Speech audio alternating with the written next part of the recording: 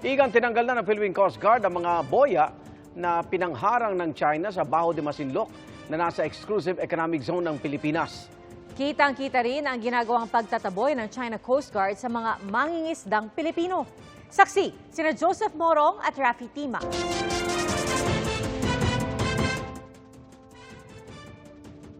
Tila nakikipagpatintero sa mababilis na rubber boats ng China ang mangingisdang Pinoy na lula ng isang maliit na bangka. May pagkakataon pang halos banggain na siya.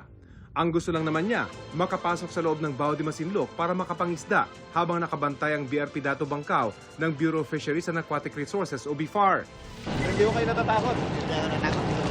Natawa-tawanan ko lang sila. Nakasan ko lang sila eh.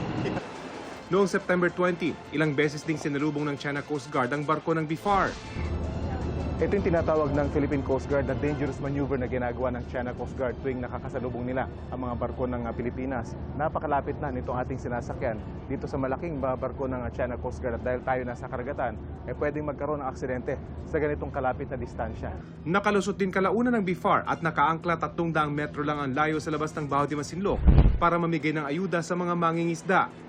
Nasa loob ng 200-kilometer exclusive economic zone ng Pilipinas ang Baho de Masinloc. Pero sabi ng China, trespassing ang ginawa ng barko ng BFAR. Gate ni Chinese Foreign Ministry spokesman Wang Wenbin, ginawa lang ng China Coast Guard ang anilay necessary measure para matigil at mailayo ang barko na naaayon daw sa batas. Bukod sa bantay sarado ng mga barko ng China ang bahura, hinarangan din ang entrada nito ng mga di pangkaraniwang boya. Napakakapal ng lubid na nakatali dito sa mga boyang ito. At meron pang net dun sa ilalim.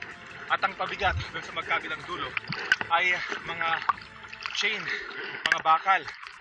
Ito ngayon ang nagsisilbing harang dito sa nag-iisang lagusan papasok dito sa Baho de Masinloc. Dito dati dumadaan yung mga mangingisda Pilipino kapag sila ay mangingisda sa loob ng bahura. O kaya naman pag masama ang panahon ay magtago at mag-angkla dito sa loob ng bahura. Pero ngayon, meron ng mistulang gate dito sa nag-iisang entrada. They are using floating barrier, no, para pagbawalan ang mga Filipino fishermen na makapasok sa loob ng shoal. Gate ng Foreign Affairs Department, mali ang paglalagay ng China ng floating barrier sa Baho de Masinloc kung saan wala raw karapatan ng China.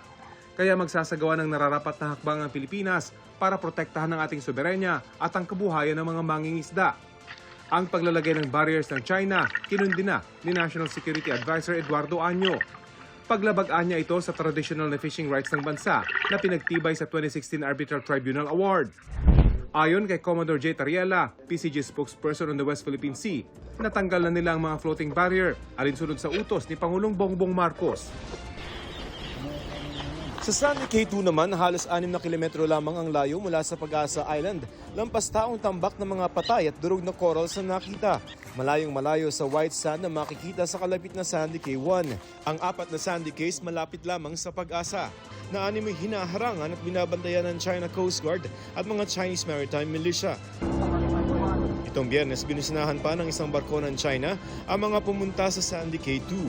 Ang pagkakadiskubre ng tambak na mga patay na coral sa Sandy K2 ay kasunod lamang ng pagkakadiskubre rin ng mga patay ding corals sa Escoda Shoal at Rosul Reef.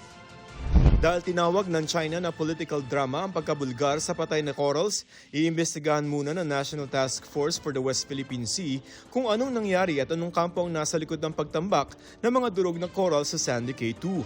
The first thing we must do is due diligence.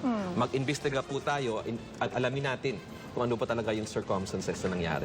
Sabi ni maritime law expert Professor J. Batong Bakal, may nakaumbok na noon sa Sandy K2 nang puntahan nila noong 2021. Assuming na it's natural, that indicates na parang merong Basag sa ilalim.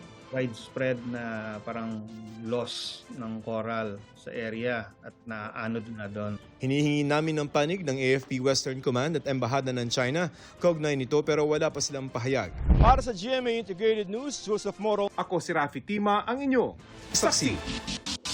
Mga kapuso, sama-sama tayong maging saksi. Mag-subscribe sa GMA Integrated News sa YouTube. Para sa mga kapuso abroad, samahan niyo kami sa GMA Pinoy TV at sa www.gmanews.tv.